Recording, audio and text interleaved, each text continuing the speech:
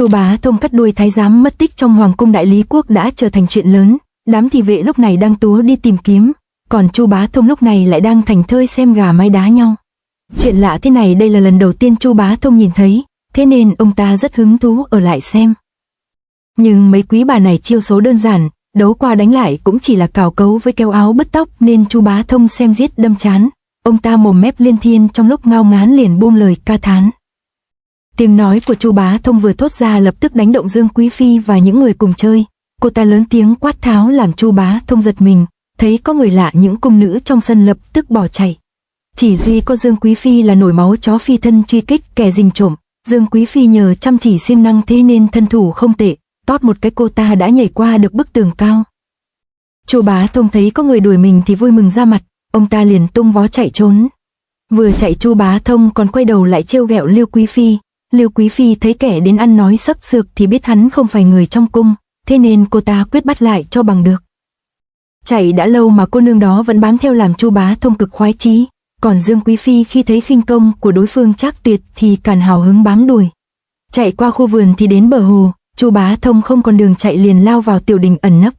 Lưu Quý Phi tới nơi thì đảo mắt dòm quanh, nhưng nhìn tới nhìn lui thì không thấy bóng dáng kẻ cần tìm.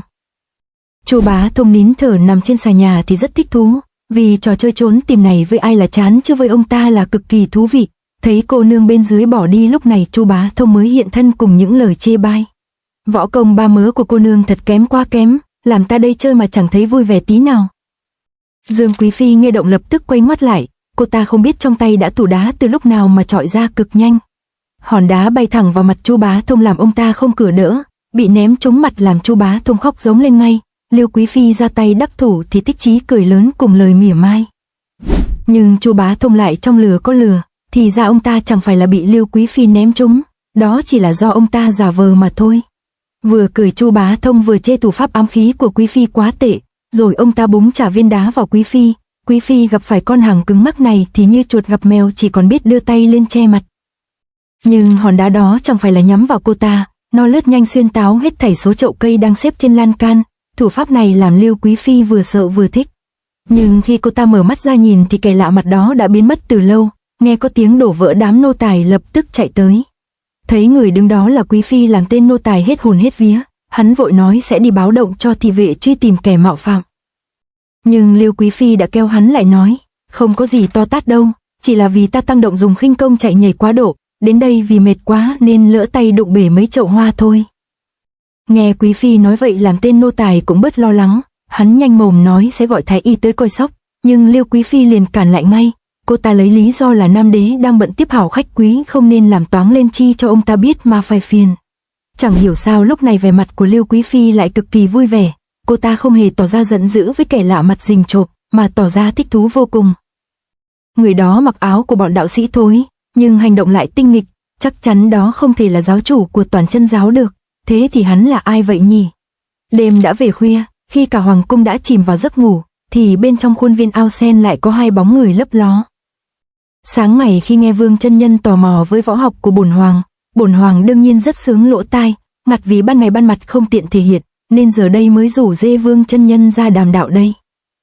Hay quá, xem như bần đạo đã xin đúng người, Đoàn hoàng gia lòng dạ rộng lượng, chẳng trách đám thảo dân trong thiên hạ luôn mồm khen nam đế là hiền minh thánh quân. Bần đạo chẳng có gì quý giá, chỉ có một lời là đa tạ Đoàn huynh.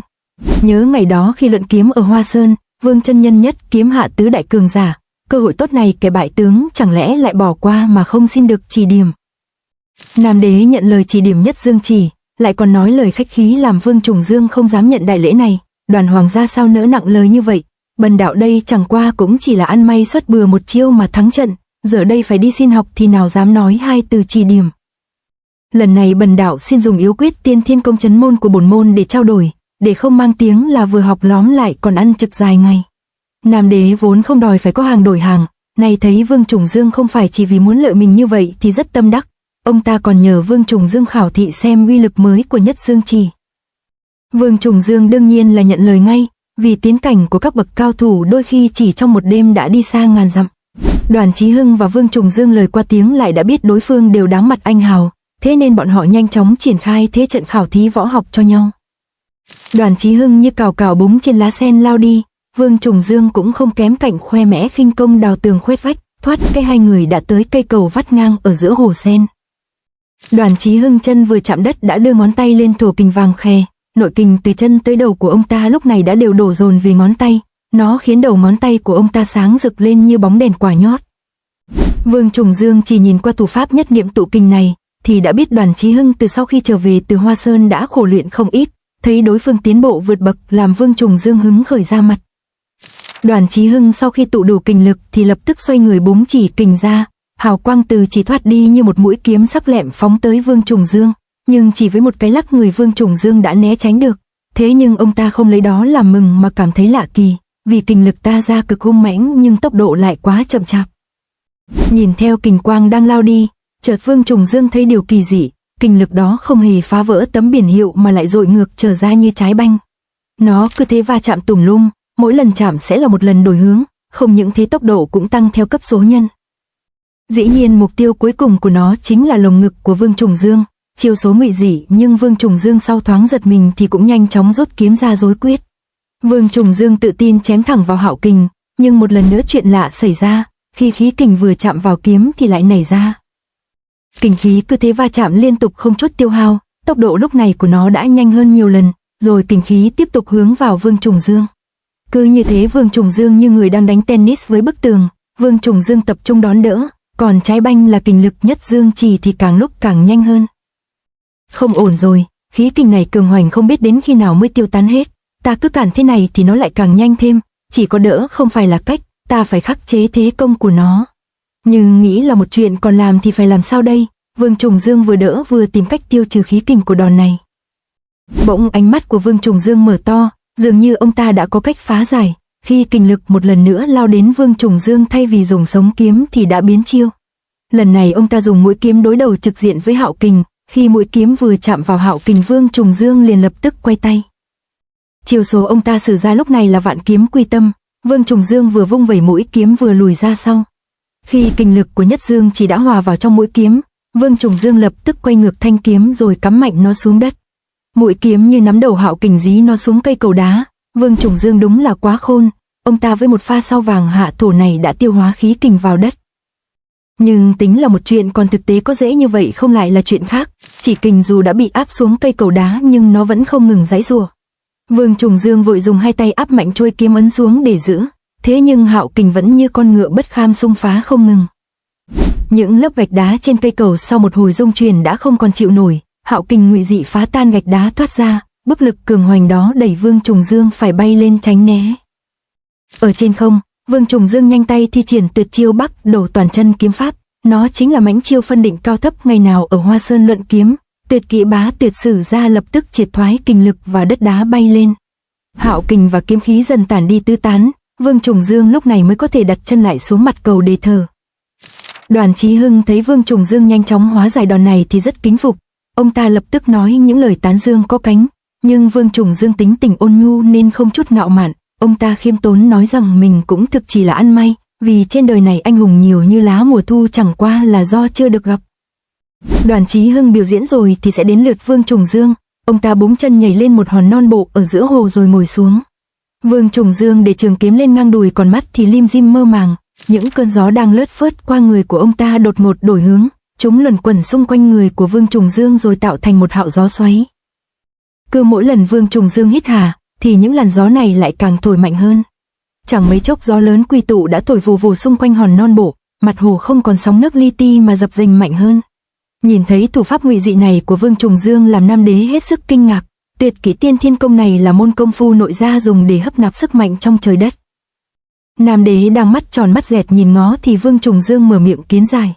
Đây là tuyệt học của phái Toàn Chân, khi tu luyện món này thì phải nắm rõ yếu quyết thai thành chi khí, người dùng hấp nạp khí của trời và đất gom vào trong bụng tụ tại đan điền, sau đó hòa trộn chúng lại với nhau thành một thể.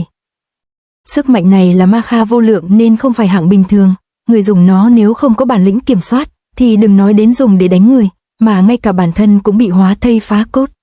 Bất chợt Vương Trùng Dương cầm lấy trường kiếm rồi hai tay giơ lên cao, khung cảnh xung quanh lập tức có chuyển biến dữ dội. Vương Trùng Dương thay đổi khí lưu làm gió mạnh cứ thế kéo đến càng lúc càng gấp, chúng hòa với khí xung quanh Vương Trùng Dương tạo thành một cơn lốc xoáy khổng lồ. Kình khí bá đạo đó không làm Nam Đế sợ, mà nó còn kích phát chiến ý của ông ta sục sôi, nhanh như sóc ông ta lập tức triển thân phóng người lên trên đỉnh tháp. Từ trên đỉnh tháp Đoàn Chí Hưng đẩy công lực lên cao nhất, hạo kình đạt đỉnh ông ta liền đạp chân phóng người đi. Nơi Đoàn Chí Hưng nhắm đến chính là nơi mà Vương Trùng Dương đang ngồi làm phép, ông ta muốn phá hạo kình mà Vương Trùng Dương đang tạo ra. Kình lực toàn thân dồn hết vào đầu ngón tay, Đoàn Chí Hưng như một quả hỏa tiễn đâm thẳng xuyên thủng vào giữa cơn lốc. Hai đại cường giả cùng rú lên, ngay lúc đó những hạo cuồng phong cũng bị co rút nén lại. Giữa mắt bão giờ đây Nhất Dương chỉ đang nhất phát tranh phong cùng mũi kiếm của Vương Trùng Dương, đòn giao kích này sẽ là sự phân định cao thấp của hai đại cường giả. Ở một nơi khác trong hoàng cung, nơi này cũng có người chưa ngủ, bên trong tầm thất có tiếng van nài xin tha của cung nữ. Thì ra đó là chủ tớ Lưu Quý Phi. Lưu Quý Phi lúc này đang yêu cầu tỷ nữ làm chuột bạch, cô ta là muốn thử thủ pháp điểm huyệt mới học được trong sách. Tỷ nữ nghe nói vậy thì rất sợ, nhưng cô ta nào có kịp tránh né vì Lưu Quý Phi đã ra tay rồi. Tay của Lưu Quý Phi vừa chạm vào tỷ nữ lập tức la làng quằn quại đau đớn, tỷ nữ uằn oại mấy cái rồi nói bụng đau không chịu nổi phải đi giải quyết. Lưu Quý Phi biết đây chỉ là nói dối, đám tỷ nữ này là vì sợ cô ta hành hạ nên kiếm cớ chuồn đi, không còn ai chơi làm Quý Phi buồn chán. Cô ta thầm rủa đám người toàn chân giáo đến làm phiền khiến Nam Đế bỏ bê cô ta. Sao tự dưng lại mắng chửi sư huynh đệ bọn ta vậy chứ? Tiếng nói bất ngờ làm Lưu Quý Phi giật nảy mình, không để cô ta phải tìm, Chu Bá Thông lập tức hiện thân nhảy vào trong sân, vừa đặt chân xuống ông ta đã lớn tiếng đòi lại công đạo cho toàn chân giáo chủ. Nói đi, cô chửi ta cũng được nhưng tại sao lại chửi cả sư huynh của ta? Bị Chu Bá Thông gây áp lực, Lưu Quý Phi cũng đanh đá đốp chát lại ngay. Lại là ông, kẻ rình trộm hôm qua đó à? Ông đừng có cậy mình mặc áo của đạo sĩ thối mà ta đây sợ ông. Nếu như không phải mấy người đến đây quấy quả Đoàn Hoàng gia, thì Đoàn Hoàng gia sẽ dạy thêm võ công cho ta, khi đó ta tuyệt không có thua ông đâu. Hứ, sợ quá, đến cả công phu mẫu giáo là điểm huyệt cô còn chẳng biết, vậy mà dám to mồm đòi thắng cả ta sao? Bị Chu Bá Thông chê không ngớt lời làm Lưu Quý Phi rất xấu hổ, cô ta dậm chân xuống đất nói cứng. Người thì biết cái gì, Đoàn Hoàng gia nói ta đây có tư chất trời ban, nếu ông không tin thì thử chỉ ta điểm huyệt đi, chỉ cần thời gian 2 nén nhang là ta đây biết sạch. Cái gì, ngày xưa ta đây để học món này ta phải mất đến 2 tháng đấy, cô mà có thể sao? Lưu Quý Phi đúng là khôn như dần, cô ta lựa theo lời nói đã dụ được Chu Bá Thông chỉ dạy mình điểm huyệt. Vậy thì hai ta đánh cược nhé, nếu ta thua ông bảo ta làm gì cũng được, còn nếu ta thắng thì ông sẽ phải làm con rùa nằm dưới đất cho ta ngồi chơi. Chu Bá Thông vốn thích chơi đùa cá độ, vì thế một lời này của Lưu Quý Phi lập tức đã đưa được ông ta vào chồng. Cứ thế Chu Bá Thông ân cần chỉ dạy cho Quý Phi ngay tại chỗ, đầu tiên các huyệt chỉ là nằm ở chân tay, sau 1 canh giờ đã lên đến đầu, vai rồi cơ thể. Cứ mỗi lần ti của Chu Bá Thông tiến đến chỗ nhạy cảm thì mặt của Lưu Quý Phi lại đỏ hồng lên, Chu Bá Thông thì chẳng để ý gì vì ông ta chỉ nghĩ đang ở trong ván cược. Vô tư là thế nhưng chợt hai mắt của Chu Bá Thông trợn ngược, vì dí sát vào mặt của ông ta lúc này không chỉ là 2 tòa thiên nhiên ngồn ngộn, mà còn là một gương mặt thanh tú như thần tiên hạ phàm. Ngữ cảnh, cảm xúc kỳ lạ dâng lên đột ngột làm Chu Bá Thông lập tức ngây đơ như cây cơ.